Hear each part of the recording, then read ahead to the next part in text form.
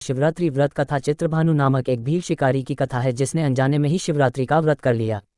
रात भर जगते हुए चित्रभानु ने अनजाने में ही महाशिवरात्रि पर शिवजी के ऊपर बेल के पत्ते अर्पित किए, जिसके पुण्य से वह शिवलोक में स्थान पा गया। महाशिवरात्रि के दिन इस कथा का पाठ करने से व्यक्ति के पाप कट जाते हैं और शिवलोक की प्राप्ति होती है। महाशिवरात्रि व्रत कथा। महाशिवरात्रि व्रत में शिवरात्रि व्रत की कथा का पाठ करना बहुत ही शुभ फलदायी बताया गया है। शिव पुराण में भी इस व्रत की महिमा बताई गई है। शिव पुराण के अनुसार जाने अनजाने में भी जो मनुष्य और जीव महाशिवरात्रि का व्रत कर लेता है वह शिव कृपा का भागी बन जाता है और उससे यमराज के दूत भी दूर रहते हैं। इसलिए महाशिवरात्रि व्रत में शिव भक्तों को महाशिवरात्रि की इस कथा का पाठ जरूर करना चाहिए। महाशिवरात्रि व्रत कथा। पूर्व काल की बात है, चित्रभानु नामक एक शिकारी था। वह शिकार करके अपने परिवार का पालन पोषण करता था। उस शिकारी पर साहूकार का काफी कर्ज था, लेकिन वह उसका कर्ज समय पर नहीं चुका पाया। फिर साहूकार ने शिकारी को शिव मठ में बंदी बना लिया। जिस दिन उसे बंदी बनाया गया उस दिन शिवरात्रि थी। चतुर्दशी के दिन उसने शिवरात्रि व्रत की कथा सुनी और शाम होते ही साहूकार ने उसे अपने पास बुलाया और ऋण चुकाने के बारे में कहा। उसके बाद वह फिर शिकार की खोज में निकला। बंदी गृह में रहने के कारण वह बहुत भूखा था। शिकार की तलाश में वह बहुत दूर निकल आया। अंधेरा होने पर उसने जंगल में ही रात बिताने का फैसला किया और एक पेड़ पर चढ़ गया। उस पेड़ के नीचे शिवलिंग था जो बेलपत्र के पत्तों से ढका हुआ था। शिकारी को उसके बारे में जानकारी नहीं थी। पेड़ पर चढ़ते समय उसने जो टहनियां तोड़ी वह शिवलिंग पर गिरती रहीं। इस तरह से भूखे प्यासे रहकर शिकारी का शिवरात्रि का व्रत हो गया और शिवलिंग पर बेलपत्र भी चढ़ गए। रात के समय एक हिरनी पानी पीने तालाब पर आए। शिकारी जैसे ही उसका शिकार करने जा रहा था तभी हिरनी बोली, मैं गर्भवती हूँ, शीघ्र ही प्रसव करूंगी। तुम एक साथ दो जीवों की हत्या करोगे।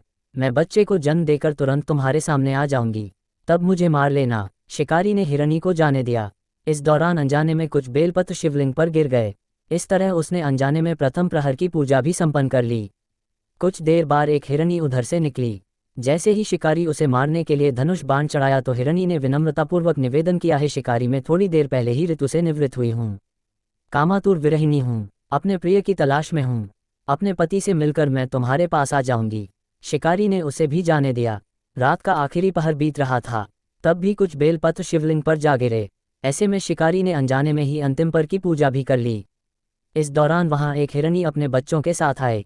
उसने भी शिकारी से निवेदन किया और शिकारी ने उसे जाने दिया। इसके बाद शिकारी के सामने एक हिरण आया।